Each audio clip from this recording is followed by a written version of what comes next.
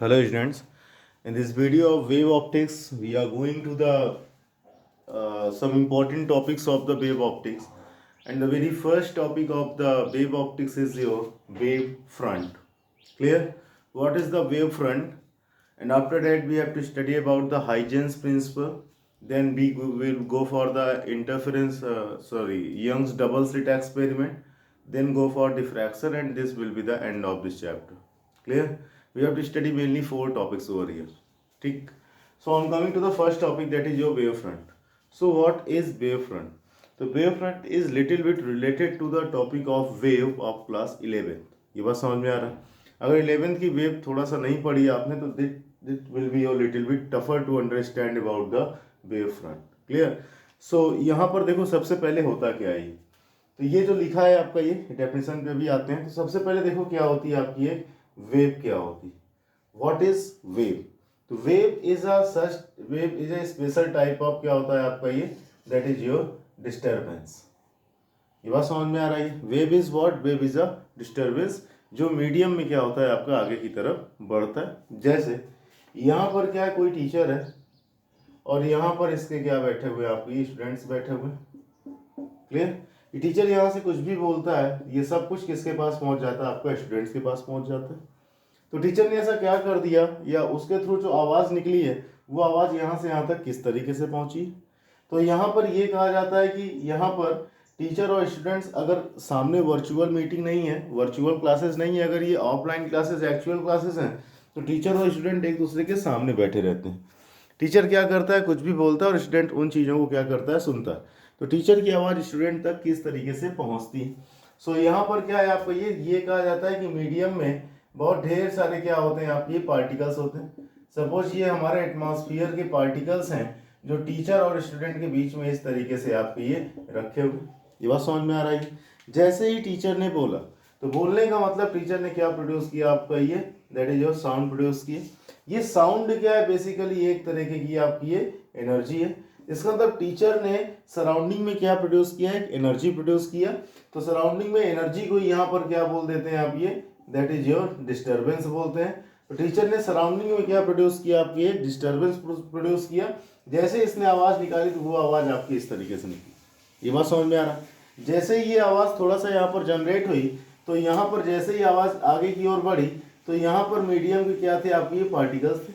तो इस डिस्टर्बेंस ने मीडियम के पार्टिकल्स को क्या कर दिया आपको, ये वाइब्रेट करा दिया इस तरीके से.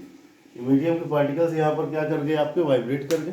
तो जब मीडियम के पार्टिकल इस तरीके से वाइब्रेट कर रहे थे, तो वो जो है अगले वाले पार्टिकल से क्या किए होंगे, टकराए होंगे. तो अगले वाले पार्टिकल भी क्या किए होंगे आपकी, ये वाइब्रेट किए होंगे. पुराने वालों ने अपनी एनर्जी ट्रांसफर कर दी होगी, फिर नेक्स्ट वालों ने भी क्या किए होंगे, वाइब्रेट किए होंगे. तो इस तरीके से ये वाइब्रेशन पूरा जो पार्टिकल्स के थ्रू होता हुआ कहाँ तक आ गया आपका ये, दैट इज योर आपके यहाँ तक आ गया. ये बात समझ में आ रहा है? तो इसका मतलब ये कौन सी वेव है, ये एक वेव है. ये कौन सी वेव थी, साउंड वेव थी, जो कि जिसको चलने के लिए मीडियम की रिक्वायरमेंट होती है. अगर टीचर और स्टूडेंट्स के बीच में वैक्यूम मीडियम आ जाए और वहाँ पर अगर क्लास चलाई जाए, तो कभी भी टीचर का बोला हुआ स्टूडेंट्स तक नहीं पहुँचेगा, क्योंकि जो ज़रूरत पड़ती यहाँ पर आपकी है, दैट इज योर आपकी सराउंडिंग की यहाँ पर ज़रूरत पड़ती. ये बात समझ में आ रहा है? फिर इसके बाद हुआ क्या आपका ये, ठीक.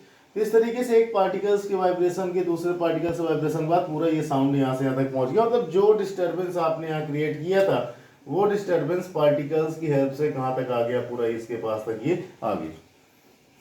ठीक. So this is your wave. ये बात समझ में आ रहा है? इसका मतलब वेव क्या है, डिस्टर्बेंस है. वेव अगर एक डिस्टर्बेंस है तो मीडियम में आगे बढ़ेगी. मीडियम में आगे बढ़ेगी तो मीडियम के पार्टिकल को क्या करेगी, ये डिस्टर्ब करेगी ही करेगी. ये बात समझ में आ रही है? और मीडियम के पार्टिकल्स को डिस्टर्ब करने का मतलब क्या है, ये मीडियम के पार्टिकल को क्या कर रही है आपको, ये वाइब्रेट कर रही है. ये बात समझ में आ रही है? तो यहाँ से इसको क्या कर रहे हैं, अपन हटा रहे हैं. तो यहाँ पर देखो ध्यान से, ये कहा जाता है जो वेव होती है बच्चा, ये टू टाइप्स की होती है. फर्स्ट वेव कौन सी होती है आपकी, ये that is your longitudinal wave. And the next one is what, that is your transverse wave. ये बात समझ में आ रही है? The next one is what, transverse wave. ये बात समझ में आ रहा है? अब हमें पता है कि वेव का मतलब डिस्टर्बेंस. वेव अगर किसी भी मीडियम में आगे चलेगी तो मीडियम के पार्टिकल्स को डिस्टर्ब करेगी. तो जब भी कोई वेव किसी मीडियम में जाती है तो मीडियम के पार्टिकल्स को दो तरीके से डिस्टर्ब करती है. मीडियम के पार्टिकल्स के डिस्टर्बेंस का मतलब है कि मीडियम के पार्टिकल्स को वाइब्रेट कराना, करेक्ट। सो यहाँ पर क्या है कि सपोज ये एक वेव है जो डिस्टर्बेंस इधर की ओर जा रहा था आपका ये, और बीच बीच में क्या थे आपकी मीडियम के ये पार्टिकल्स थे, ये बात समझ में आ रही है। और एक वेव कैसी आपकी इधर जा रही थी ये, और बीच बीच में क्या थे यहाँ पर भी आपके मीडियम के पार्टिकल्स थे, क्लियर। सो ये किसकी डायरेक्शन है आपकी, ये that is your wave propagation direction. इसको बोल सकते हो डिस्टर्बेंस की डायरेक्शन है, जो मीडियम में डिस्टर्बेंस क्रिएट किया वो लेफ्ट से राइट साइड जा रहा, इधर की ओर जा रहा है ये, तो ये वेव प्रोपगेशन डायरेक्शन है, क्लियर। और यहाँ पर ये भी क्या है, ये भी आपकी है that is your wave propagation direction है, ये बात समझ में आ रही है। मतलब किसी मीडियम की वेव है जो लेफ्ट से राइट साइड जा रही, किसी मीडियम की वेव है जो लेफ्ट से राइट साइड जा रही, तो मीडियम की वेव में मीडियम के क्या रखे हुए हैं, पार्टिकल्स रखे हुए, यहाँ पर भी मीडियम के पार्टिकल्स रखे हुए। ये वाली वेव इस तरीके से कि जब भी मीडियम में जाती है पार्टिकल्स को हमेशा इस तरीके से डिस्टर्ब करती है, ये पार्टिकल्स इस तरीके से क्या करते हैं आपकी, ये वाइब्रेट करते हैं, ये बात समझ में आ रही है। ये वेव इस तरीके से जब ये इस मीडियम में जाती है तो ये पार्टिकल्स को एक साथ अपनी डायरेक्शन के परपेंडिकुलर क्या कराती है आपकी, ये वाइब्रेट कराती। तो ये कौन सी वेव हो गई, ट्रांसवर्स वेव हो गई। तो ट्रांसवर्स वेव क्या होती है, ऐसी वेव जिसमें वेव प्रोपगेशन की डायरेक्शन के परपेंडिकुलर पार्टिकल्स क्या करते हैं, वाइब्रेट करते हैं, तो इनको क्या बोलते हैं, ट्रांसवर्स वेव बोलते हैं। क्लास 11 में बहुत अच्छे से पढ़ रखा है आपने। Now coming to the longitudinal wave, this is the wave propagation direction and these are the particles situated in the medium. When this wave travels in the medium, this disturbance goes into medium. So this disturbance will disturb the particles of the medium in a manner that particles vibrate in the direction of wave propagation direction. ये बात समझ में आ रही है। It means particles are vibrating along the wave propagation direction. Clear? So when a wave enters in a medium, it can create only two effects on the particles. Either particle will vibrate along the wave propagation direction, or all the particle will vibrate perpendicular to the wave propagation direction. ये बात समझ में आ रहा है। इन दो के अलावा कोई थर्ड चीज यहाँ पर नहीं होती, क्लियर। अब यहाँ पर क्या है आपका, ये हमने देखा ये कि एक चीज तो हमें मोटा मोटा समझ में आ रहा है कि जब भी वेव किसी भी मीडियम में जाएगी तो मीडियम के पार्टिकल्स को क्या करेगी आपकी, ये वाइब्रेट कराएगी। ये बात समझ में आ रही है, कोई प्रॉब्लम इसमें, डन। अब यहाँ पर एक वर्ड और आता है आपका, that is your phase, clear. तो फेज क्या होता है यहाँ पर आपको, तो इसको थोड़ा सा डिटेल में चलेंगे, लेकिन अभी इस टॉपिक के लिए कोई जरूरत नहीं है। तो फेज को मैं एक छोटा सा मतलब कि एक कहा जाए कि विदाउट साइंस लैंग्वेज में मैं समझाता हूँ। फेज का मतलब होता है बिल्कुल सेम टू सेम, ये बात समझ में आ रही है, ध्यान समझना। ये फेज मतलब क्या है आपका, कुछ डिफरेंसेस है फेज मतलब, इसको बाद में भी चलते हैं आगे पढ़ते हैं, क्लास 11 में अलग जो पढ़ रखे हैं उनको ज़्यादा समझ में आएगा। ठीक, अगर यहाँ पर लिखा है आपका ये सेम फेज, अगर लिखा है कि सपोज कुछ पार्टिकल्स हैं वो किस में, आपके सेम फेज में, ये बात समझ में आ रहा है। सेम फेज का मतलब क्या है, वो सेम टाइम में बिल्कुल सेम टाइम का क्या कर रहे हैं, सेम टाइप का वाइब्रेशन कर रहे हैं, ये बात समझ में आ रही है। सेम टाइम में बिल्कुल सेम टाइप का क्या कर रहे हैं आपका, ये वाइब्रेशन कर रहे हैं, ये बात समझ में आ रहा है। और एक फेज और होगा यहाँ पर आपका ये, that is your out of phase. Out of phase क्या होगा, आउट ऑफ फेज का मतलब अगर दो पार्टिकल्स को अपन कंपेयर करें तो इसका मतलब पार्टिकल सेम टाइम में कैसा कर रहे हैं, अपोजिट वाइब्रेशन कर रहे हैं, अपोजिट वाइब्रेशन। मतलब t is equal to 0 second पर दो बंदे A और B, एक को मैंने कहा चलो और B को भी मैंने कहा चलो, t इज इक्वल टू दोनों अगर बिल्कुल एक साथ एक ही डायरेक्शन में चल दिए, एक साथ एक ही डायरेक्शन में, तो ये सेम टाइम पर सेम टाइप का वाइब्रेशन हुआ, इसका मतलब वो किस में कहलाएंगे, आपके सेम फेज में कहलाएंगे, ये बात समझ में आ रहा है। लेकिन अगर वही A और B को मैंने खड़ा किया, मैंने t इज इक्वल टू 0 पर कहा मूव करो, दोनों मूव कर रहे हैं, सेम वेलोसिटी से मूव कर रहे हैं, सेम टाइम में सेम डिस्टेंस ट्रेवल कर रहे हैं, लेकिन इस बार उनके मूव करने की डायरेक्शन एक दूसरे की कैसी है, बिल्कुल अपोजिट है। अगर एक लेफ्ट जा रहा तो दूसरा किधर जा रहा है आपका, ये राइट साइड जा रहा, तो इस तरीके के पार्टिकल्स क्या कहलाएंगे आपकी, आउट ऑफ फेज कहलाएंगे, करेक्ट। तो सेम फेज मतलब समझ में आ रहा, सेम टाइप में बिल्कुल same type of vibration is said to be your same phase, या सेम फेज नहीं, इसको बोलते हैं आपका इन फेज, इन फेज। अगर पार्टिकल्स आर इन फेज है इसका मतलब क्या है, सेम टाइम में वो सेम टाइप ऑफ क्या कर रहे हैं, आपकी वाइब्रेशन कर रहे हैं। तो ये बहुत हो गया हिसाब किताब वेव का। तो ये पुरानी वेव है जिसका केवल इतना ही यूज होना इस चैप्टर में जितना मैंने अपन ने पढ़ा, ये बात समझ में आ रही है। Now on coming to the very first important topic of this chapter, जो कि पिछली क्लास में जो पढ़ाया था that was the pure theoretical, एक तरीके से चैप्टर का इंट्रो बोल सकते हो. From there you will never get a single question. ये बात समझ में आ रही है. This is the topic from which the questions जो भी पूछे जाने दे आर स्टार्ट होते हैं यहाँ पर ये, और ये इंटरेस्टिंग टॉपिक है आपके, that is your wave front. ठीक, तो अपन यहाँ पर करते क्या है, ध्यान से सुनना ये कि that is your wave front क्या होता है ये. तो here it is written as your surface of constant phase. Surface of constant phase मतलब एक ऐसी सरफेस जो किस में रहेगी, कांस्टेंट फेज में रहेगी. इसका मतलब फेज का मतलब क्या है, सेम टाइप, मतलब फेज का मतलब कुछ टाइम होगा और कुछ वाइब्रेशन होगा. कांस्टेंट फेज को सेम फेज भी बोल सकते हैं. मतलब एक ऐसी सरफेस जिस पर रहने वाले पार्टिकल्स अगर सेम टाइम में सेम टाइप का वाइब्रेशन क्रिएट कर रहे हैं तो उस पर्टिकुलर सरफेस को क्या बोलेंगे अपन, वेव फ्रंट बोलेंगे. ये बात समझ में, ध्यान समझना. ये wave front is simply defined as the surface of constant phase. Clear? What is the meaning of constant phase? तो constant phase will treated as same in phase या in phase. ये बात समझ में आ रही है. It means the surface whose particles vibrate in same manner at the same time. ये बात समझ में आ रही है. सेम टाइम में अगर सेम टाइप का वाइब्रेशन क्रिएट कर रहे हैं किसी भी सरफेस के particle, then that surface is said to be your wave front. ये बात समझ में आ रहा है, कोई प्रॉब्लम इसमें. लेकिन इसको इतना कह देने से इसको सही से एक्सप्लेनेशन इसका नहीं होगा. तो इसको और एक्सप्लेन करने के लिए हमें क्या चाहिए, थोड़ा सा हमें और हिसाब किताब चाहिए. और वो हिसाब किताब क्या है, देखो ध्यान से. सपोज क्या ये एक तालाब है, एक पॉन्ड है. पॉन्ड के किनारे आप बैठे हुए, बड़ा मायूस थे, किसी गम में खोए हुए हो, तालाब के किनारे बैठे हुए हो. क्या करोगे, एक पत्थर उठा के तालाब में दे ही दोगे. एक स्टोन तो तालाब में बनता ही बनता है सिचुएशन पे. ये बात समझ में आ रही है. तो आपने क्या किया, एक स्टोन को उठाया और तो यहाँ पर दे दिया. फिर आपको कुछ अच्छा अच्छा दिखाई देगा.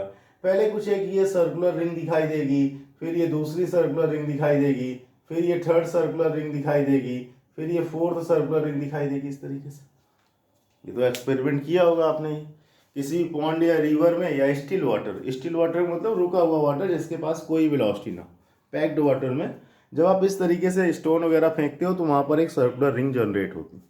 उन सर्कुलर रिंग को कहा जाता है वाटर वेव्स. क्या कहते हैं इनको, वाटर वेव्स कहते हैं. क्लियर.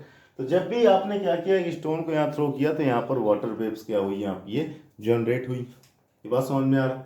अब ध्यान समझना ही, जैसे ही आपने स्टोन यहाँ से यहाँ थ्रो किया तो स्टोन के पास कुछ ना कुछ एनर्जी रही होगी. स्टोन के पास कुछ ना कुछ एनर्जी रही. भाई आपने फेंका है, हाइट पे गया होगा, पोटेंशियल एनर्जी, वेलोसिटी थी, काइनेटिक एनर्जी. जो स्टोन गिरा उस वाटर पे वो एक एनर्जी का गिरा. इसका मतलब आपने पॉन्ड में एक एनर्जी क्या की, एंटर की. और जब आपने एक पॉन्ड में एक एनर्जी की एंट्री की मतलब आपने पॉन्ड में एक डिस्टर्बेंस क्रिएट कर. अब जो डिस्टर्बेंस क्रिएट हुआ वो एक वेव की फॉर्म में क्या होगा, आपका आगे की ओर बढ़ेगा. ये बात समझ में आ रहा. सपोज यहाँ पर पॉन्ड है, यहाँ पर आपने स्टोन थ्रो किया, ये पहली रिंग बनी, फिर ये दूसरी रिंग बनी, इस तरह से रिंग बनती चली जा रही है आपकी.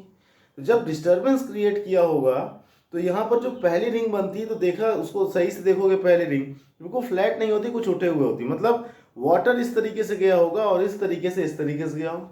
जो भी रिंग बनेगी वहां पर वाटर क्या रहेगा, नॉर्मल वाटर लेवल से थोड़ा सा उठा रहेगा रिंग में. ये बात समझ में आ रही है. तो यहाँ पर क्या है, ये वाली जो रिंग बन रही है, तो यहाँ पर क्या है, ये पार्टिकल जो गया होगा यहाँ पर इस तरीके से गई होगी, जो डिस्टर्बेंस गया होगा, और इस रिंग के बनाते समय उठा होगा, थोड़ा सा फिर आगे बढ़ गया होगा. मतलब यहाँ से गया होगा इस तरीके से, फिर आगे इस तरीके से, फिर आगे इस तरीके से, फिर आगे. ये बात समझ में आ रही है. तो जहाँ रिंग बनती है, जैसे यहाँ पत्थर फेंका, यहाँ रिंग बना ली, पत्थर यहाँ गिरा, रिंग यहाँ बना ली, तो वो इस तरीके से गया होगा डिस्टर्बेंस, और इस तरीके से डिस्टर्बेंस उठ के आगे की ओर बढ़ गया होगा. ये यहाँ पर फर्स्ट रिंग बन गई. ये बात समझ में आ रही है. तो क्या वो डिस्टर्बेंस एक ही डायरेक्शन में गया, क्या नहीं, वही डिस्टर्बेंस इधर गया, वही इधर गया, वही इधर गया, वही इधर गया, वही इधर गया.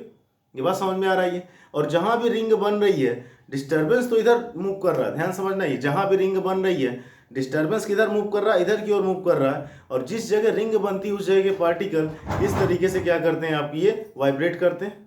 ये बात समझ में आ रही है. डन. तो जहां पर ये डिस्टर्बेंस रहेगा आपका, ये करेक्ट.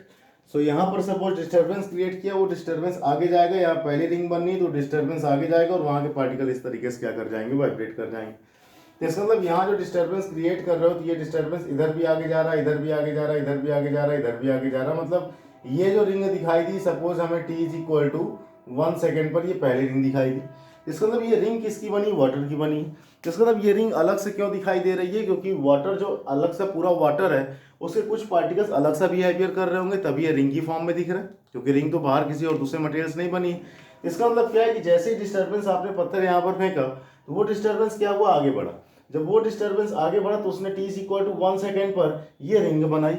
इस रिंग के बनने का मतलब क्या है कि ये वाटर के ही पार्टिकल्स हैं जो एक साथ एक ही जैसा क्या किए हैं, आपके वाइब्रेट किए। मतलब इस रिंग में वाटर के कितने पार्टिकल्स होंगे, यहाँ पर इनफाइनाइट पार्टिकल्स होंगे। ये बात समझ में आ रहा है, ये डन। तो जैसे ही यहाँ पर ये डिस्टर्बेंस क्या हुआ, आपका आगे की ओर बढ़ा है, तो जैसे ही डिस्टर्बेंस यहाँ पर आगे की ओर बढ़ा तो मीडियम के पार्टिकल्स क्या कर गए, आपके ये वाइब्रेट कर गए, एक ही टाइम पर एक ही जैसा वाइब्रेट किए, तभी ये रिंग पूरी आपकी एक साथ दिखाई दे रही है। ये बात समझ में आ रहा है। फिर ये डिस्टर्बेंस और आगे बढ़ा तो यहाँ के जो भी पार्टिकल्स थे वाटर के, इन सबको इसने एक साथ एक ही जैसा क्या कर दिया, आपको ये वाइब्रेट कर दिया। Suppose t is equal to 10 second पर ये वाइरिंग हमें दिखाई दे रही। तो t is equal to 10 second में जब डिस्टर्बेंस यहाँ पहुंचा है, तो जब डिस्टर्बेंस जा रहा था तो अचानक से रिंग बनानी इस जगह, तो रिंग में क्या होता है, पार्टिकल थोड़ा सा उड़ जाते हैं इस तरीके से। ये इसका मतलब क्या था, डिस्टर्बेंस इधर जा रहा, रिंग बनाने के टाइम पे पार्टिकल्स क्या हुए, एक साथ ऊपर की ओर गए, एक साथ नीचे की ओर आए, मतलब एक साथ क्या किए, वो वाइब्रेट किए। जब एक साथ वाइब्रेट किए हैं आपकी ये, और एक ही टाइम पर वाइब्रेट किए हैं, इसका मतलब पार्टिकल किस में, आपके ये सेम फेज में। ये बात समझ में आ रहा। और अगर पार्टिकल सेम फेज में है तो ये जो सरफेस बन रही है, ये जो सरफेस बन रही है, ये ऐसी सरफेस है जिनके पार्टिकल्स हर समय एक टाइम पर एक ही जैसा वाइब्रेशन कर रहे हैं। मतलब ये एक ऐसी सरफेस है जिसमें पार्टिकल सेम फेज में, मतलब ये एक ऐसी सरफेस है जिसमें पार्टिकल कांस्टेंट फेज में। तो इस सरफेस को क्या बोलते हैं अपन, वेव फ्रंट बोलते हैं। ये बात समझ में आ रहा है, कोई प्रॉब्लम इसमें, डन। सो यहाँ पर कोई पूछे कि जो वाटर वेव बनती है उसका वेव फ्रंट क्या होता है, तो ये जो सरफेस है ये सर्कुलर सरफेस, कैसी सरफेस है आपकी, सर्कुलर सरफेस है। तो वाटर वेव का वेव फ्रंट कैसा होता है आपका, ये सर्कुलर नेचर का होता है। ये बात समझ में आ रहा है, इतना ये डन। फिर इसके बाद क्या करते हैं, थोड़ा सा और आगे अपन बढ़ते हैं। जब थोड़ा सा और आगे बढ़ते हैं यहाँ पर ये, तो कुछ यहाँ पर हम लिखते हैं सोर्स, क्लियर। और यहाँ पर देखते हैं उनका वेव फ्रंट किस तरीके से बना। कुछ यहाँ पर लिखेंगे सोर्स और उनके वेव फ्रंट का देखेंगे किस तरीके से बना, और उनका फिगर किस तरीके से रहेगा आपका, ठीक। तो सबसे पहला कैसा है आपका ये, that is your point source, clear. अब यहाँ पर एक चीज और बहुत ध्यान समझना है, अपन वेव ऑप्टिक्स में तो अपने को वाटर वेव और साउंड वेव से मतलब नहीं है, अपने को किस वेव से मतलब है आपका ये, that is your light wave से।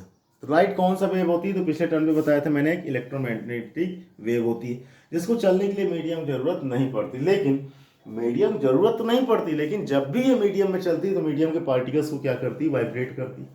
तो लाइट अगर पूछा जाए कि इलेक्ट्रोमैग्नेटिक वेव किस नेचर की वेव है, लॉन्गिट्यूडिनल वेव है, ट्रांसवर्स वेव है, तो ये कहा जाता है कि इलेक्ट्रोमैग्नेटिक वेव जब भी किसी मीडियम में प्रोपेगेट करती है तो वो मीडियम के पार्टिकल्स को अपनी डायरेक्शन के परपेंडिकुलर क्या कराती है, वाइब्रेट कराती है। और अगर मीडियम के पार्टिकल उसकी डायरेक्शन के परपेंडिकुलर वाइब्रेट कर रहे हैं तो समझ सकते हो इलेक्ट्रोमैग्नेटिक वेव किस टाइप की वेव है, ये ट्रांसवर्स वेव।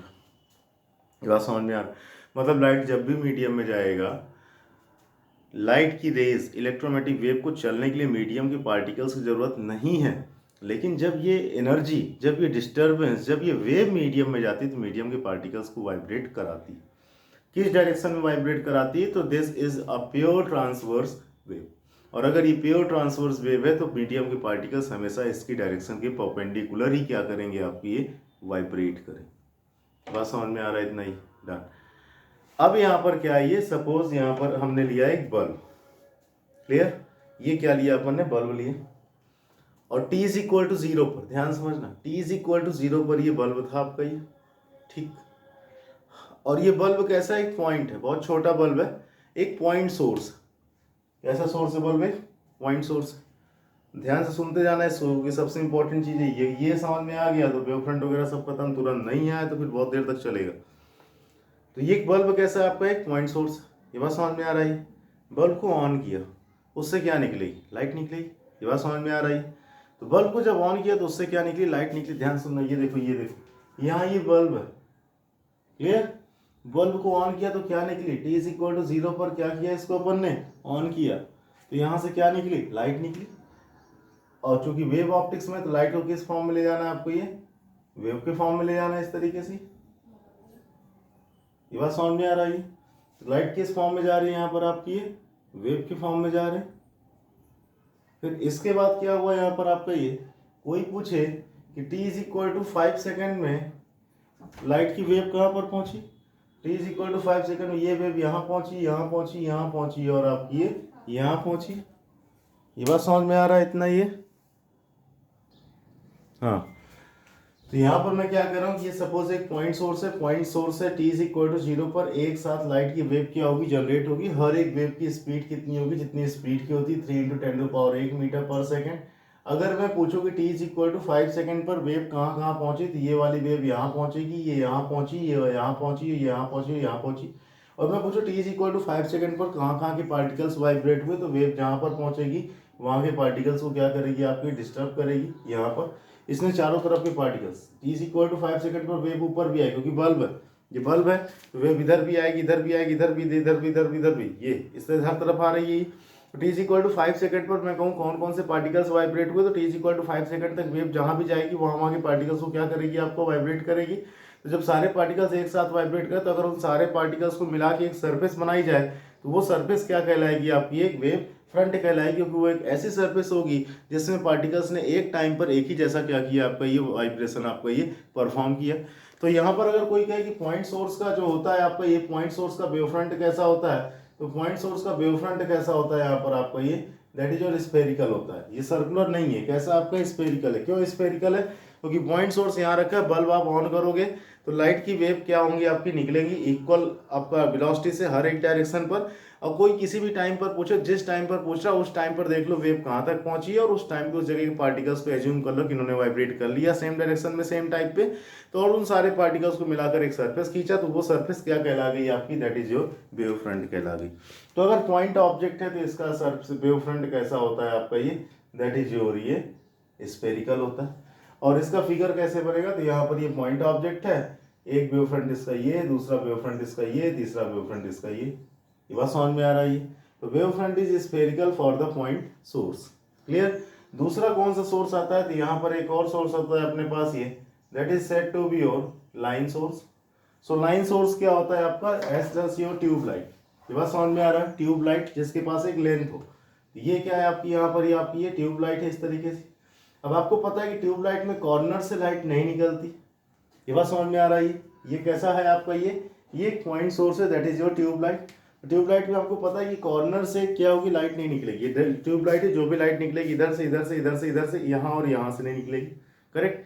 तो सपोज आपकी ये ट्यूब लाइट है और यहाँ से मैंने क्या किया, इसको ऑन किया और मैंने कहा इसका वेव फ्रंट बताओ। t इज इक्वल टू 0 पर ऑन किया, मैंने कहा t इज इक्वल टू 5 पर इसका वेव फ्रंट कहाँ पर होगा और कैसा होगा। तो t इज इक्वल टू 0 पर ऑन किया, लाइट इधर इधर हर तरफ निकल रही लाइट आपकी। ये बात समझ में आ रही है, हर तरफ निकली तो हर तरफ light. t is equal to 5 second तक सपोज यहाँ पहुंची तो हर एक जगह यहीं पर पहुंची है।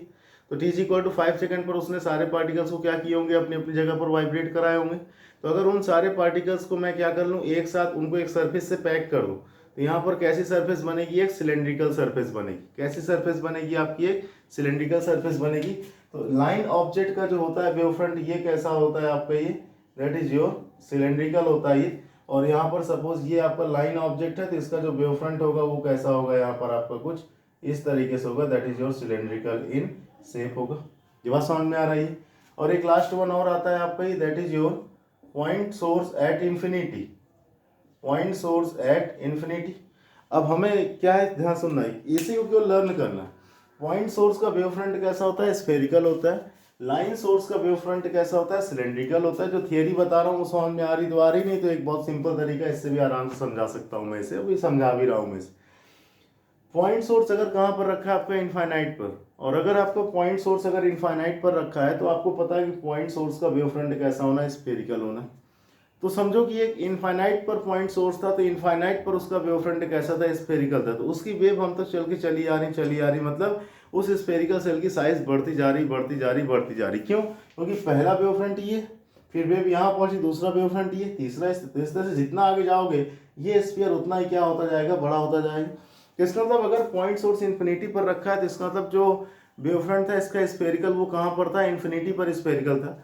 वो स्फीयर हमारी तरफ बढ़ता चला आ रहा क्योंकि इस पॉइंट सोर्स की वेव लगातार क्या होती जा रही, चलती जा रही, तो मीडियम के पार्टिकल डिस्टर्ब होती जा रही हैं। तो मैंने सबका वेव फ्रंट ड्रॉ किया तो ये देखा कि उसका स्फेरिकल वेव फ्रंट हमारी तरफ बढ़ता हुआ चला रहा, साइज में बड़ा होता जा रहा। अब अगर कोई स्फेरिकल चीज इनफाइनाइट से हम तक आएगी और जिसका साइज बढ़ता चला जा रहा है तो वो हमको स्फेरिकल नहीं दिखाई देगी, वो हमें कैसी दिखाई देगी आपकी, ये प्लेन दिखाई देगी। क्यों? क्योंकि उस स्फीयर की रेडियस भी कितनी हो चुकी होगी आपकी, इनफाइनाइट हो चुकी होगी। ये बात समझ में आ रहा है? ये स्फेरिकल सेल और बड़ा हो गया, ये और बड़ा हो गया, ये क्या हो गया आपका और बड़ा हो गया। इस तरीके से अगर इनफाइनाइट तक चलोगे तो उसकी रेडियस भी कितनी हो जाएगी आपकी, इनफाइनाइट हो जाएगी। और जिसकी भी रेडियस इनफाइनाइट होती है तो वो स्फीयर नहीं रहता, क्या हो जाता है आपका, एक प्लेन हो जाता है। ये बात समझ में आ रहा है? डन। तो यहाँ पर देखो है क्या आपका ये, कि इसको समझने के लिए थोड़ा सा कुछ इस तरीके से देखो, ठीक। देखो सपोज ये पॉइंट ऑब्जेक्ट, ये बात समझ में आ रहा है? पॉइंट ऑब्जेक्ट मतलब एक बल्ब है, हमसे कह रहा है इसका वेव फ्रंट ड्रॉ करो। वेव फ्रंट होता क्या है, ध्यान सुनो, ये देखो, सुनो ध्यान से। मैं यहाँ पर हूँ, मैंने बोला और साउंड वेव निकली t इज इक्वल टू 0 पर। मैं देखना चाहता हूँ t is equal to 5 second पर कौन कौन से पार्टिकल मीडियम के वाइब्रेट किए। t is equal to 5 second पर ये वाइब्रेट किया, ये वाइब्रेट किया, ये वाइब्रेट किया, इसने वाइब्रेट किया, इसने वाइब्रेट किया, इसने वाइब्रेट किया, इसने वाइब्रेट किया। जितने भी particles t is equal to 5 second पर वाइब्रेट किए सबको मिला दो, जो सरफेस बनी वो क्या कहलाएगी, इसका वेव फ्रंट कहलाएगी। इतना बात समझ में आ रही कि नहीं? डन। फिर यहाँ पर क्या है आपका, ये सपोज कैसा आपका ये पॉइंट सोर्स। अब इस पॉइंट सोर्स से लाइट निकलेगी और लाइट की स्पीड सेम रहती। तो सपोज लाइट 5 सेकेंड में यहाँ तक पहुँची, इधर भी यहाँ पर पहुँची, यहाँ भी यहाँ पर पहुँची, यहाँ भी, हर जगह 5 सेकेंड पर सेम डिस्टेंस ट्रेवल की। अब कोई पूछे 5 सेकेंड में जहाँ तक पहुँचेगी वहाँ के पार्टिकल्स को वाइब्रेट कराएगी। यहाँ का वाइब्रेट किया पार्टिकल, यहाँ का वाइब्रेट किया, यहाँ का वाइब्रेट किया, यहाँ का वाइब्रेट किया, यहाँ का वाइब्रेट किया, यहाँ का वाइब्रेट किया। इन सारे पार्टिकल्स को मिला दो तो क्या एक स्फीयर ही बन के आया ना। वो सरफेस कौन सी बन के आई, स्फीयर। इसका मतलब स्फेरिकल या पॉइंट ऑब्जेक्ट का वेव फ्रंट कैसा होता है, स्फेरिकल होता है। ये क्या था आपका, लाइन ऑब्जेक्ट था। ये जब लाइन ऑब्जेक्ट था तो लाइट इधर गई, इधर गई, इधर गई, चारों तरफ निकल ली। लाइट को सबको क्या कर दिया, सारे पार्टिकल्स को अपन ने क्या कर दिया, मिला दिया। ये क्या बना, एक सिलेंड्रिकल बना। ये क्या हो गया, सिलेंड्रिकल था। पॉइंट सोर्स अगर इन्फिनिटी पर रखा है तो इन्फिनिटी पर रखा है तो इसका वेव फ्रंट स्फेरिकल होगा। लेकिन अगला वेव फ्रंट भी स्फेरिकल, अगला वेव फ्रंट भी स्फेरिकल, अगला भी स्फेरिकल। इस तरीके से अगर ये स्फीयर अगर इसका बढ़ता हुआ हमारे पास आएगा इनफाइनाइट से बढ़कर अगर स्फीयर हमारे पास आ जाएगा तो बहुत बड़ा स्फीयर हो जाएगा। वो हमें स्फीयर नहीं दिखाई देगा। जैसे धरती गोल है, सब जानते हैं। तुम्हें आज तक गोल महसूस हुआ कभी तुम्हें ऐसा लगा कि सर अर्थ में हम चलते चलते चलते यहाँ पर आ गए और हमें ऐसा लगा जैसे हम फिसल के गिरने वाले? कभी आज तक ऐसा फील हुआ तुम्हें? नहीं हुआ, क्योंकि अर्थ इतना बड़ा सर्कल है ना, वो हमें सर्कल दिखाई नहीं देता, वो हमें प्लेन दिखाई देता, फ्लैट दिखाई देता। ये बात समझ में आ रहा है? ये डन। सो यहाँ पर क्या आपका ये हो गया, ये सो यहाँ पर कैसा हो गया आपका, ये वेव फ्रंट हो गया। और वेव फ्रंट के कैसे हो गए आपके ये सोर्सेस की, भाई पॉइंट सोर्स है तो वेव फ्रंट कैसा होगा, स्फेरिकल। लाइन सोर्स है तो वेव फ्रंट कैसा होगा, सिलेंड्रिकल। और यहाँ पर अगर आपका ये that is your point source अगर इन्फिनिटी पर है तब भी कैसा होगा आपका, ये एक प्लेन होगा। ये बात समझ में आ रहा है? ये डन।